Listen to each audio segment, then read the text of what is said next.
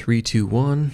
Let's go. We're back with a Go game replay, and guess what? Today's a nice quick one. We'll make it quick and easy for you. So we're jumping in 42 moves into this game. So we're jumping ahead a little bit to where things get spicy. And let's just take a look at the board here. Let's take a quick examination of what's going on. So I'm black, 11k, up against white, 8k. So a slightly stronger opponent.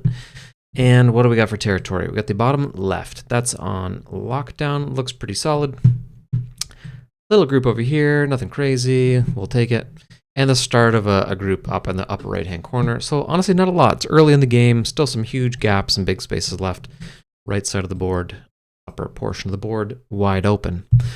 So what do you think I chose to do with this next move? White played the last move right here at D13, and he's got a bit of an advantage, I'd say, right? He's got what looks to be a pretty decent chunk on the left-hand side. Kind of a mid-sized group there to sort of offset my black group. And then he sort of has this on lockdown, but work in progress. So where would you play next? Against a stronger opponent. And this is where things start to go south, because I picked a fight that I didn't end up winning. I picked a fight against a stronger opponent, and he beat me up. So where do we go? Right there. And honestly, I don't hate it. But when you look at this game now and you say, hey, I'm playing against someone that's 3 levels stronger than I am, they're in a stronger position, and there's still huge moves left on the board, maybe this is a fight we just don't pick right off the bat, right? Like we have more of an opportunity to build over here on the left. Like obviously we don't want him to get this whole upper left, but we want to build maybe on this right-hand side or the top. And it seems like, looking back at it now, it seems like a lot of risk without necessarily a lot of reward, especially this early in the game. It looks like we're behind, but are we going to swing the game with this? Let's see how it played out. So white defends the upper corner. We try and push out a little bit, trying to shape up to get some eyes. But then guess what? There we go. White with B15 throws in kind of a game breaker move and basically destroys any chance I had of getting 2 eyes in there. That group's going to be dead. We can probably check it right now with the AI tool and estimate the score. Estimating white by 20. Yeah, so the computer is giving this whole corner to white now. And it would have been more advantageous to take those 1, 2, 3, 4, 5, 6, 7 moves, 7 extra plays, and extend up here, right? Like, man, you can just see like a play out here or here. Would have been nice, right? Like even here, we could threaten here. There's so much more we could have done than just attacking that. I don't know. There was big moves, even right here, middle of the board. We take that center spot.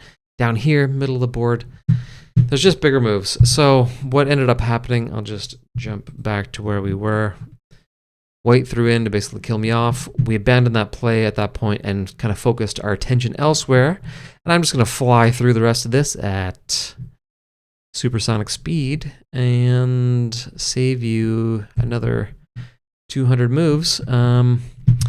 And where are we now? I got 11 captures. White's got 25. I think I ended up getting beat by half a point. And that's the whole point of this. Half a point, the whole point. Pun not intended. The whole point of this video in losing by half a point was that this was a completely unnecessary battle. And maybe against a weaker opponent or an even strength opponent, or maybe a little further into the game and there's not those big moves left here at the top and the right, I could have focused my attention and my efforts elsewhere and probably made up that extra half a point. And if I hadn't wasted, those 6, 7 moves up there, there's a good chance I could have won the game. I could have certainly built up my framework on this corner that I had. I ended up actually getting the full right-hand side of the board. But look up at the top, right? That was all wide open, and I ended up getting virtually no territory up there. And had to kind of snake my way out to the center. And white just expanded, right? Like if we had attacked, that's the outline of white at the end of the game, and this was kind of the outline when I attacked, and I should have, attacked earlier from the right-hand side instead of this left-hand side. and I probably could have eaten up some of that space up there and turned the tides in this game. But it is what it is. You live and you learn. Maybe don't get too aggressive on a stronger opponent sometimes. Early in the game, if you're later in the game and you're down, sometimes you have to do what you have to do to make up those points.